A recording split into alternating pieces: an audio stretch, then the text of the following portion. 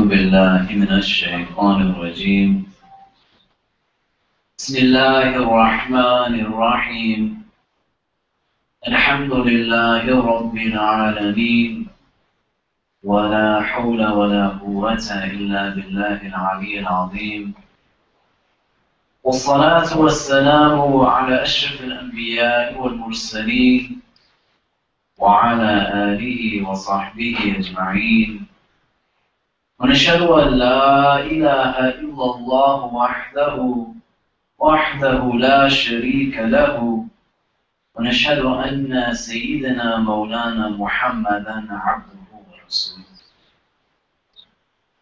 In the name of Allah, the gracious, the merciful, all praise is due to Allah, the Lord of the universe, the Master of the Day of Judgment.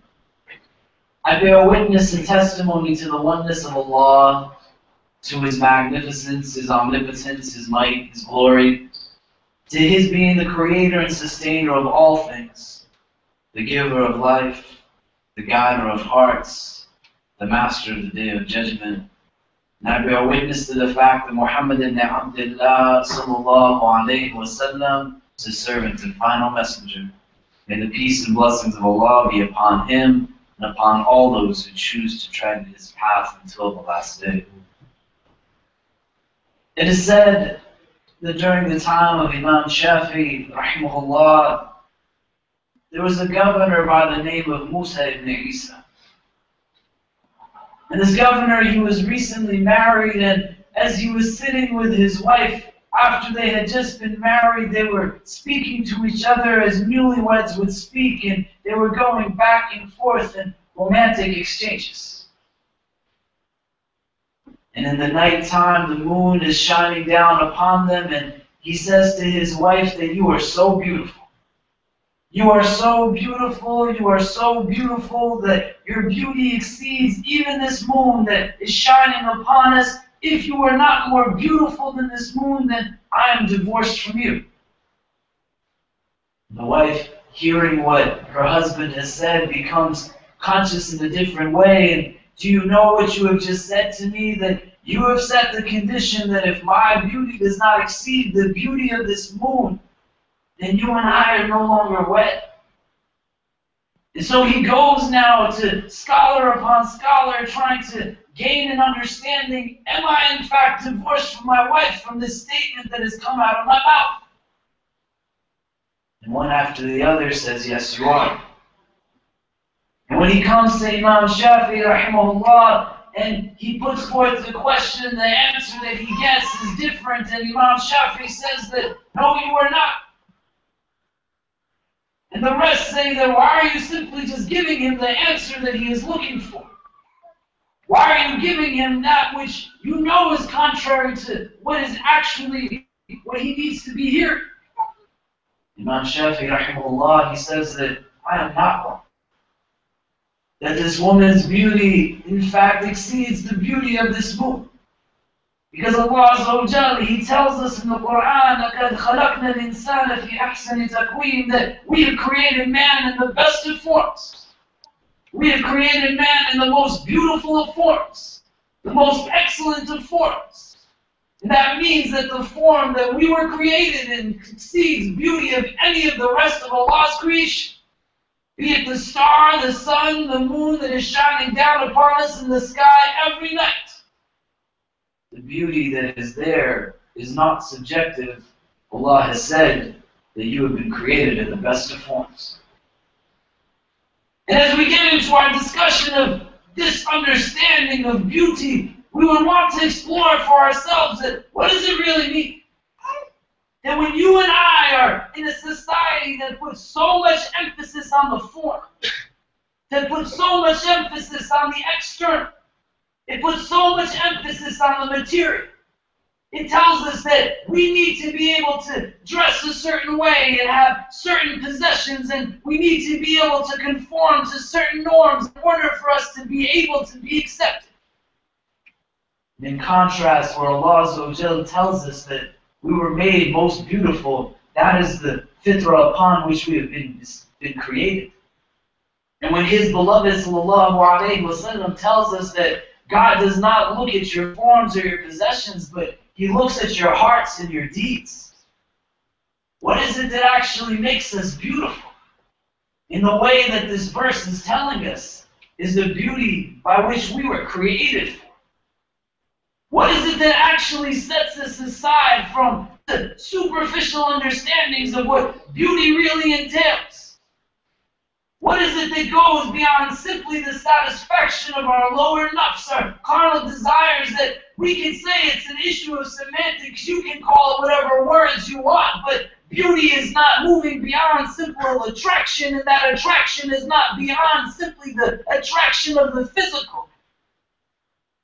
Now I've gotten so lost in just cultivating the external and having acceptance of my form that I forget about the need to develop the internal and have a beauty that resonates from that place. The Prophet ﷺ would see his own reflection. When he would see himself, literally. This man whose beauty of a physical nature was something that was most remarkable. That in comparison to Yusuf alayhi salam, a man whose beauty is so astonishing that literally when women saw him, they cut their hands because they were so mesmerized. And the Prophet ﷺ says that my beauty is something that has been veiled, but in comparison to even Yusuf alayhi salam, our teachers tell us that the beauty of Muhammad ﷺ exceeded even that.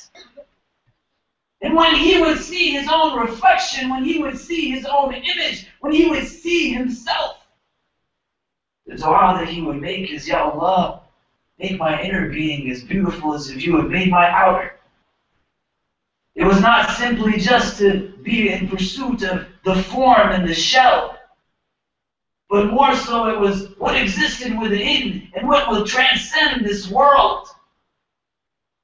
What is it that you find to be beautiful, not in the world external, but if you were to take a look within yourself? If you were to say that, yes, I have an understanding that I will be presented not in terms of the form that I have been able to establish for me, not the facade that exists because I live in reaction, not in pursuit of validation that is divine in nature, but I am more so not even concerned about what I think of me. It's just what everybody else thinks of me.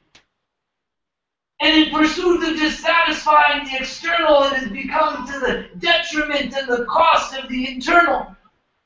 What would be the form that you present in front of your Rabb who does not look at your bodies and your possession? His beloved is telling you, he looks at your hearts and your deeds. He looks at what's inside. He looks at that morsel of flesh that is governing your entire being. Are you looking at it? And if you're not, why? Last night, some of my students and I, we were driving and we passed a woman who, by societal standards, is known for her beauty. Her name is Padma Lakshmi. She was walking with her child, and her child also, by most standards, is probably considered to be a most beautiful young girl. May Allah protect and preserve both of them and give them guidance. And once we saw her, I said to them, what do you think it means to be beautiful? What do you think it really means to be someone, or what do we find to be beautiful in the people in the world around us? We went back and forth and we talked about it a little bit. We tried to discuss it and break it down a little. Not in just unnecessary rhetoric or the pursuit of sounding profound for the sake of sounding profound to satisfy ourselves, but a discussion that said, let us engage and hear from each other so that we can broaden our perspectives. The idea that was most remarkable to me, that we hear over and over and over, is that real beauty is about symmetry. That a person who is deemed to be beautiful by most societal standards is one who has this real perfect symmetry. And when I meshed this around in my head as I was thinking about what it really means to be beautiful, and I'm thinking about what does this mean in terms of the definition that we take from the Quran? And what does it mean in terms of what the best of creation, sallallahu alaihi wasallam, is telling us of our Lord, the Divine, who is not looking at the external.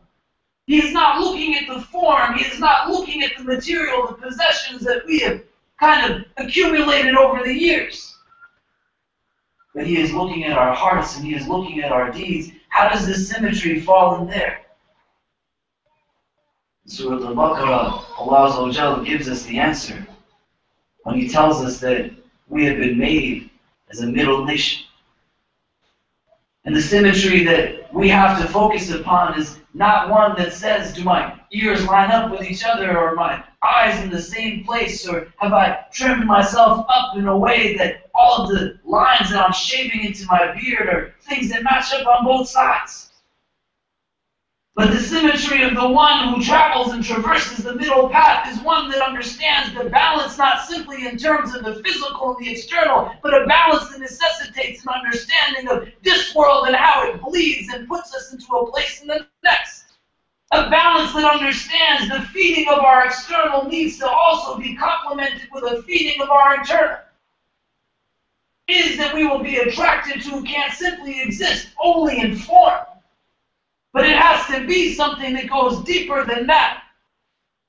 It is the symmetry that we leave behind. The Prophet ﷺ, he speaks about it over and over and over again. He speaks about it in so many different ways, and he gives us the idea about how you can have that kind of symmetry, how you can have that kind of balance, and in pursuit of it, it will make you a soul that is beautiful, and when the beauty of your soul is emblazoned by a nur of the divine, there will be nothing less than light that shines upon your face. It doesn't have to be covered and cloaked by anything else that will give you only a pursuit of beauty that is of this world. You commit a bad deed, follow it up by a good one. You do something that's wrong, do something that's right afterwards. Because you want to stay in that balanced way. You want to stay in that place of symmetry. You don't want to get to a place where your deeds start to be so ugly that they start to now encompass and encrust and envelop your heart with a certain ugliness. And some of that ugliness, you start to see the world through that heart that's encrusted by momentary satisfaction and complacency. You only see the dunya. And it takes you to a place where beauty is not about what is inside and what are your deeds that you will stand in front of your Lord with, but beauty is about the simple satisfaction of a moment that keeps you from thinking about anything other than the satisfaction of yourself. It is by that pursuit of physical, worldly beauty that really would translate into nothing other than ugliness, that enables us to be the selfish people that we are. That I am in pursuit of validation that is not divine. And so I can walk away and leave people who I can be close to their hearts behind as I go to sit with others and leave them on their own. I will be in a place where I know that there is someone who is in need, and I would enhance my spirit and my soul by being in service to them. By simply extending a greeting, giving them salams, understanding how a smile can be sadaqah and how it would bring me benefit. But in pursuit of purely the material and the physical, I leave it all behind. I put myself in a place where I don't understand what it is that it will be setting me up for. And it is not real beauty that I am actually being understood by. It is simply a moment of validation from someone who doesn't even really think that much of me. They're only really seeing me as myself, or what I could do for they themselves. And you stand and you look at yourself in the mirror, and you see the individual that stands in front of you. And you take a look not in a self-deprecating way, but in a way that bears open and honest and productive criticism. What do you think exists in that person's heart that you are seeing in that reflection? What do you think exists inside of that heart that bears that person to have a soul that would be so radiant that it would shine with nur when it is standing in front of Allah Azza wa Jal. The reality of the Day of Judgment is a reality whether it finds its presence in our deeds and decisions or not. The reality that we will stand in front of the Divine who is most beautiful, and His beloved Sallallahu Alaihi Wasallam tells us that Allah is beautiful and He loves that which is beautiful. And when the companions asked the Prophet Sallallahu Alaihi Wasallam, Ya Rasulullah, if we like to wear nice clothes and nice shoes, is this a problem? He says, no, don't trivialize the conversation to a place that's so simplistic that it goes back again only to the dunya. You're going to keep making it about just the external, and you're not thinking about the balance of your heart in relation with your nafs and the divine. And in which side is it erring towards? You can dress nice. You can be in a place where that's things that satisfy you and give you a sense of self-esteem, then go for it. If that's the end-all, be-all, what are you really taking from this place? Aisha radiallahu ta'ala anha, the Prophet sallallahu alayhi wasallam gives her the description of the Day of Judgment. That the men and women, they will be standing in such a frenzy with such a sense of chaos. They will be there with no clothes on, and they will be in a place where they will be just saying simply, nafsi, nafsi, myself, myself, everyone thinking of them. Aisha radiallahu ta'ala anha says to her beloved sallallahu alayhi wa sallam, Ya Rasulullah, how will this be? Won't the men and the women look at one another? Aisha, shaddu min adhalik, it will be more severe than that. They will go to the likes of Adam alayhi salam and ask him for intercession. And Adam alayhi salam will say that Allah Azza wa Jal is more angry today than He has ever been. And He is more angry today than He will ever be. I have to think for myself, how can I do for you? They will go to the likes of Musa alayhi salam and Ibrahim alayhi salam. Each and every individual will be saying, nafsi, nafsi, myself, myself. No one will be thinking about anyone else. Everyone will stand just with what they bring. There is one owner of that day. There is one master of that day. There is one possessor of that day. That is Allah Azza wa Jal. You and I will have nothing. We won't even have clothes to wear. What are you bringing with you to that place? The Prophet ﷺ, uniquely alone, when everyone else is saying, nafsi, nafsi, myself, myself, he is saying, ummati, ummati, my ummah, my ummah. Is that not beautiful? Is that not the kind of beauty you would want to aspire towards? Not a beauty that exists within the socially constructed understanding and value that tells you that if you are not of a certain caliber in terms of your wealth and in terms of your success and in terms of your degrees and your credentials, and it looks for every reason to push you down rather than to elevate you. Momentary satisfaction is not the way of the Muslim.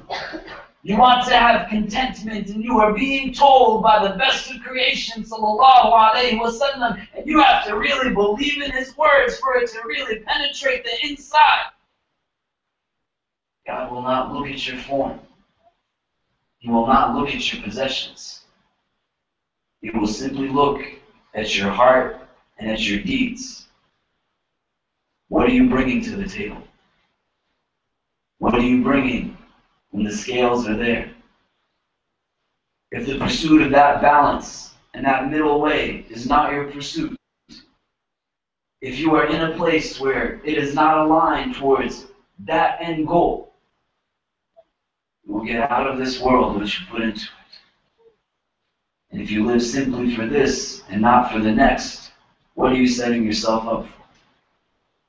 We find ourselves in this place where the impact doesn't necessarily render so well on our consciousness. What I would advise to you is not to think of a balance in terms of a way that says, okay, I did some things that were permissible. It's okay for me to do some things that were impermissible. No, that's not how it works. Stay away from the haram. This is not from me, this is from your messenger sallallahu alayhi wa sallam. Ittaqil maharim takun abad an-nas. To refrain from the haram, you will be the most virtuous of people.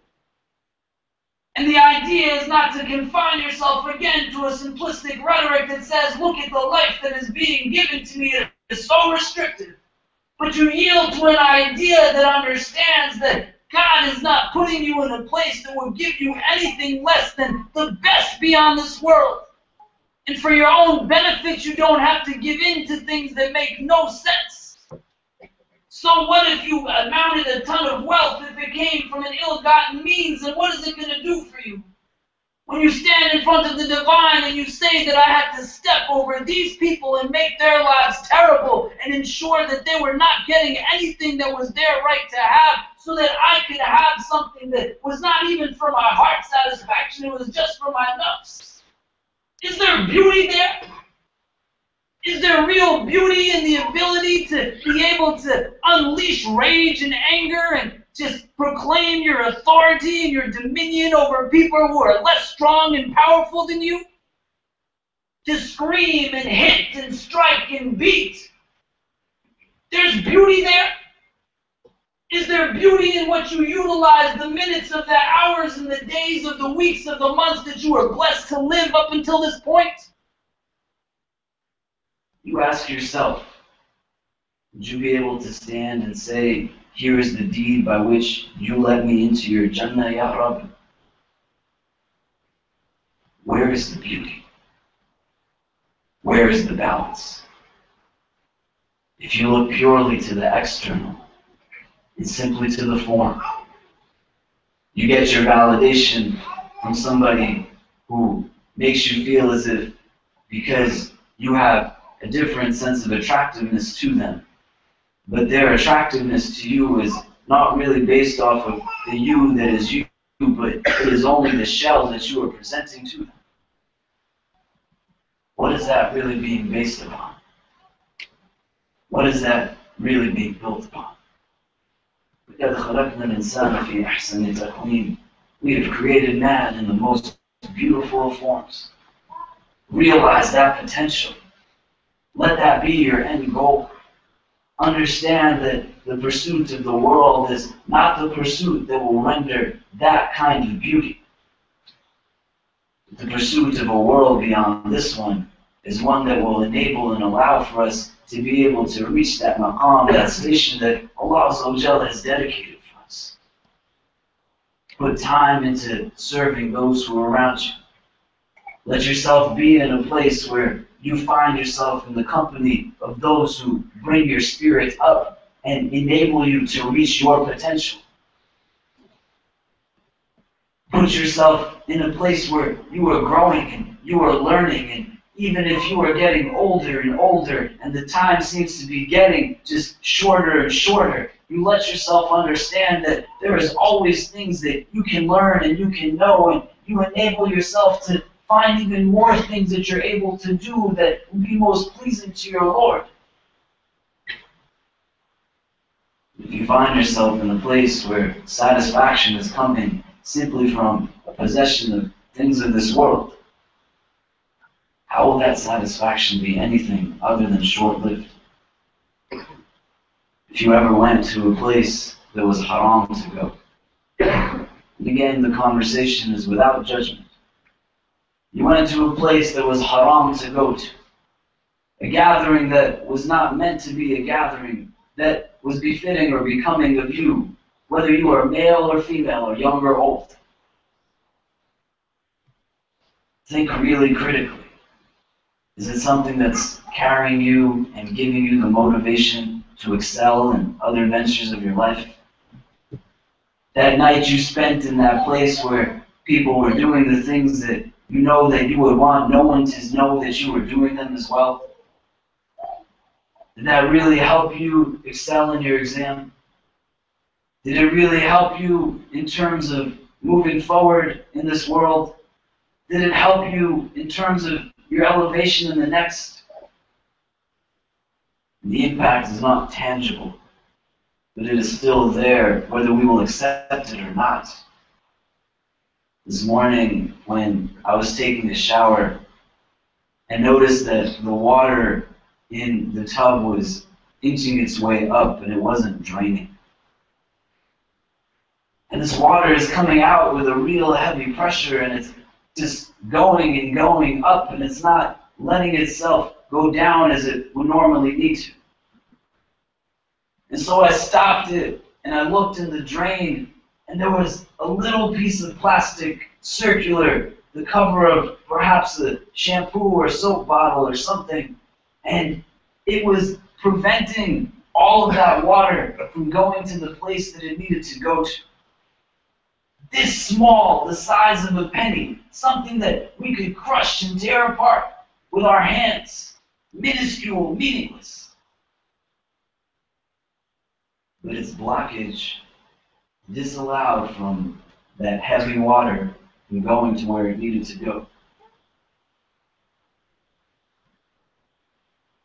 What our Prophet tells us, sallallahu alaihi wasallam, is the committing of certain actions places upon our hearts spots that if they are not removed in pursuit of a middle way and a balanced understanding of ourselves, it will slowly start to envelop and encrust the hearts that we have been blessed to have been given. If that little piece of plastic can keep gallons and gallons of water from going to where it will go,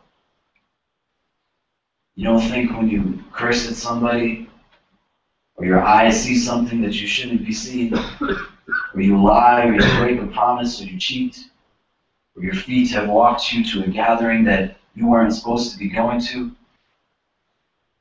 it's not blocking goodness from entering into your heart? That it's not keeping a certain kind of light from being able to resonate within you? Think about it. And think about what it really means to be beautiful. Inshallah ta'ala, Allah Azza wa Jal will make all of us from amongst the muhsineen. He will make all of us from amongst those who are evidence of this verse of Surah Al-Teen, where he says, لَقَدْ خَلَقْنَا الْإِنسَانَ فِي أَحْسَنِ تَقْوِيمٍ. That you and I will not be from amongst those who will be satisfied just by giving in to our nafs. We will strive to reach the point of excellence. We will not be scared to reach our potential, regardless of those who are around us, whether we care for them or not, are holding us back and bringing us down. Go out today and do something that is beautiful. Go out today and undertake an action that you would be proud to have placed in front of your Lord. By one that you can make dua to Him that, Ya Allah, I did this for your sake today. Answer my prayer. And after you've done that, go out and do another, and do another, and do another. Because the reality of this world is that it will soon come to an end. But our place here will have a huge impact on where we will end up in the next. It's something that we should think about while we have the time to do so. May Allah subhanahu wa ta'ala guide us and protect us. May He bless us with knowledge that benefits us. May He bless us with the tawfiq to understand and implement that knowledge into our daily lives. May He guide and bless us all. Wallahu ta'ala alam wa billahi tawfiq. Assalamu alaikum wa rahmatullahi ta'ala wa barakatuh.